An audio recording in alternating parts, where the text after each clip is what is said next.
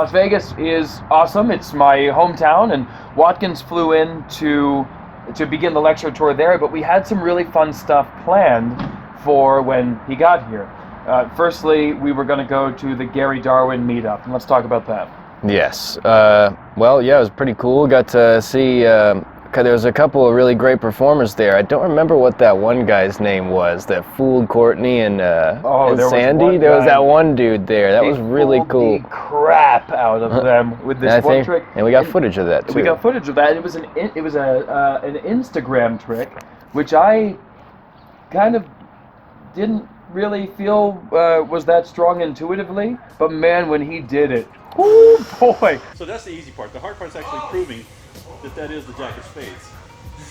The easiest way to prove, this is your phone, right? Yes. The easiest way to prove that this is the Jack of Spades is if I take the card and slide it off the phone. I can hand you the card and make sure you verify for me that is the Jack of Spades. Go ahead. They were jumping over the couches. Oh baby! Oh baby! Allan!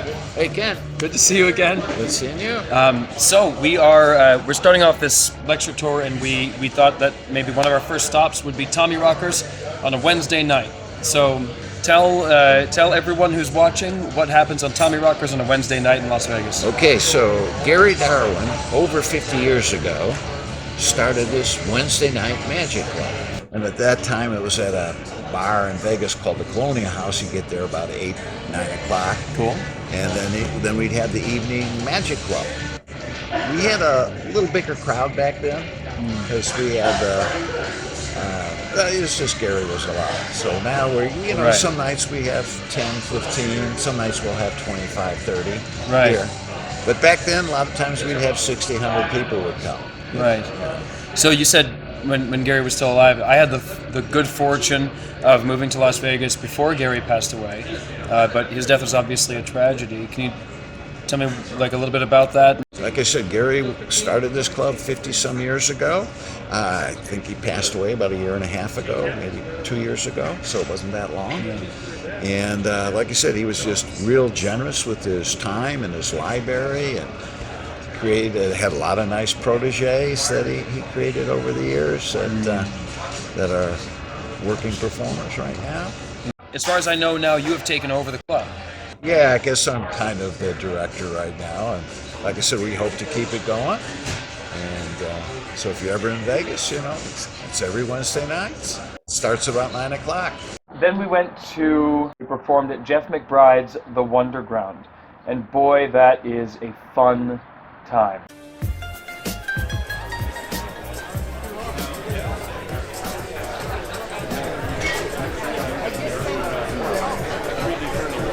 I am Bizarro. I do strange things for strange reasons. Oh, okay. Yeah. Yes. I went to World Magic Seminar in 2008 in April to kind of case the joint, introduce myself to people, be like, "Hi, I'm going to move out here. Nobody knows who I am. Hello." And so I met Jeff, and then we kept in contact. And when I came out, he was like that week. He put me on stage at Wonderground. So. Wow. So Wonderground helped me get established in the community very fast. That's the one thing that I think it's great for not just me but anybody, is being able to get in front of people, get on that stage, and in front of people who want to see magic, because that's the thing. Like when you work the Magic Castle, I was like, oh God, these people see a lot of magic, and then I was like, oh wait a minute. These people come here wanting to see magic, which is half the battle, right? Yes. Like getting people in that mindset. Wonderground is great for that because people come there wanting to see magic. It's not like you're walking up to them at a restaurant and doing what my friend calls dinner hostage theater, where they didn't know you were doing this. You're mine for 3 minutes unless you want to pretend to be rude or something. Yeah. Or give me $5 to go away early. Yes. So with a button that says just that. Yes. But yeah, no, Wonderground is a great place to just be seen, and that's what it was. It got me established. People knew who I was. Got to see what I did like every week. Yes. Yeah. And it also helped me realize a few things that weren't going to work in Vegas that worked in Texas. Sure. A few routines where I went, oh, this won't play here. I got to fix these things. And I would like one routine in particular. I did it, realized it wasn't going to work here. Spent the next week fixing it, and then did it that next week because I could. Right. Sure. So it's having a place to perform is invaluable, especially when you move to a new town. Sure. So Sure. That's perfect. That's perfect. My name is MonDre.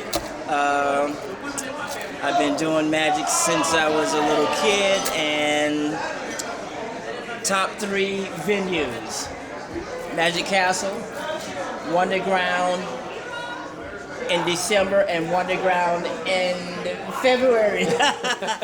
Top 3 venues. So Magic Castle, Wonderground, and Wonderground. And Wonderground, Beautiful. yeah. 2 out of the 3 for Wonderground. So, so what does Wonderground mean to you? I mean, it kind of getting a sense of it from the audience, from your perspective on the audience, which is that they come to see magic. It's also kind of a very relaxed atmosphere, very eclectic. It is. What do you think of when you think of Wonderground? Well, first off, Wonderground starts with Jeff McBrides. And, if you know anything about magic, it's one of the most iconic magic acts of all. So, Wonderground starts with him. It starts from what he came up with. It starts with the atmosphere that he infused into Wonderground. The total communal. It's like a communal effect with magic and tarot card readers and the belly dancers. It's just the whole thing. 9 of spades? Oh, it's under the box. No, it's in. No way. No. Oh, no, it's not. It's in there. Cup your hands. Cup your hands. Look. How do you get it in there? I'm just kidding. There's nothing there. Come on. That would be too easy, right? We have access to that. It's right there on the table. Here, look. What I don't have access to, it always goes to the same place every time I do this. Look. No way. That's where I keep my cards, right there. It looks like it might be a 9 of spades. Michael, reach over there, take the card, not the money. Good. Open that up and show everyone what it says. It says Michael, a miracle! Ladies and gentlemen. Pam, you're my biggest fan. I love it. All right, Rodkins, ladies and gentlemen. All right, so hello everybody. Thank you all so much for having me. My name is Watkins, and I practice 2 things. Number 1 is I try to send a thought into your head. Number 2 is I try to take a thought out of your head. Ace 13, spade, club, heart, diamond, 52 different ones, right? I would give them a little bit of a mix. Now, do you know how to cut the cards, like just one half on top of the other? Can you give them one cut just like that? Not like you do, yeah.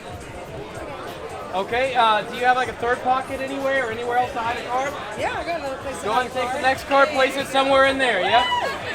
Excellent, perfect, and excellent, you can give her a round of applause for that. In my groove. Nice. Now that could have just been luck because I wasn't able to get the diamond, I just said red 8. Let's see if we could be more precise with the next one. Which one would you like to go for next? Right butt cheek. Right butt cheek, okay. And you did verify, every single one of those cards is different, yeah? Okay, I'm gonna try to be exact with this one. I think this one's red as well. I think it's a 3 of hearts. Excellent, give her a round of applause for that. Thank you so much. So, you have one last card left. It's in your left pocket, yes? Yeah. Let's see if we can try it. You know what? What I think would be more interesting is if we were able to get you to guess what the last one is, okay? Now before I guess what it is, I want to see how close you get. And the reason why is because I believe everybody has an intuition. They just haven't practiced it enough yet. So if you don't get it right, don't beat yourself up too much. You don't overthink it, all right? Just name for me an even number between 1 and 10. Look right at me. Okay, hold on. I think it's a little higher than a 4. 6. Name a playing card for me, a suit for me. Spades. Spades? Hold on. So you thought it was a 6 of spades? Okay. I think you're very close. I think that's a 6 of clubs in there. Go ahead and take it out. Let's see.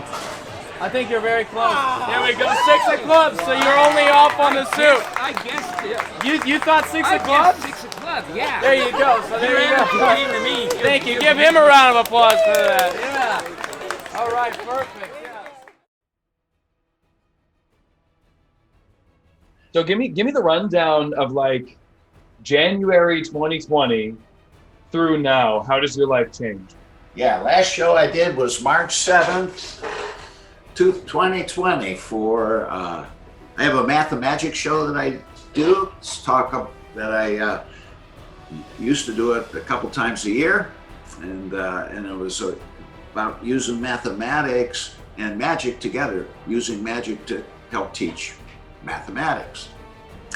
And because I mentioned I taught math and computer science forever. Right. And so it's about a 45-minute show using the art of amazement to teach mathematics. So that was my last show, and that was March 7th. So everything was pretty normal until then. And the Wednesday night club was meeting still. And then all of a sudden the state shut down, no more club. And so been reading lots of books. I just, and you know what? I was so busy the last 17 years with my computer science job. I taught the virtualization program over at VMware at the State College. And it really kept me busy. So I had not been keeping up with the current authors. So I just got a couple books by Patrick Redford, who I just totally new to me, and I'm just tickled to death. So I've been reading some pretty good young guy magic books. Oh, great. Yeah, and really excited about the material that's out there. Yeah, Patrick is a wonderful magician, a friend of mine. Uh-huh. Yeah. I think I met him at one of the, not Magic Live, I think it was at the one in Columbus. Okay. Oh goodness, now I'm forgetting the name. Magic Fest. Yeah, Magi Fest. Yeah. Josh J's Magi Fest. I used to take my whole club there. It was a lot of fun. But yeah, I think I met Patrick over at Magi Fest one time. We connected over being vegan mentalists. Uh-huh. It was fun. He's a good guy, but his material is stellar, right? Yep. Yeah, just very, very clever. Great. Yeah, great pattern, everything. Are you reading his stack book? Yeah, I just started that. I just finished the applesauce book, so that was my first book, and then I got temporary out of order. So, yeah. Nice. The applesauce one was on ACAN, right? It had some ACAN stuff in there, yeah. Okay, I think he showed me some material, but only the ACAN stuff from the book. I have not read it, but it's a recommendation here from Allan Ackerman, so you know. So when did you? So anyway, you just spent the last since March? Yeah, so since March, just been kind of trying to catch up on reading some new material, working on some new material. So, yeah. All right, and how is the did the Darwin meeting ever officially stop for a little while? So it stopped when the strip was closed down, all the bars were closed. Then when they opened up, there's I talked to Eben Rockmaker, and he goes every week, and then he put a little Facebook page up there called Friends of the Wednesday Night Club or something like that. And he's putting a video up each week, and he said 8 to 12 people are starting to show up. And so when I get my 2 shots and 1 month, then I'll start going again. So hopefully that'll be in 3-4 months or so. Huh? No, that's if the state gets their act together, that's very get everybody vaccinated.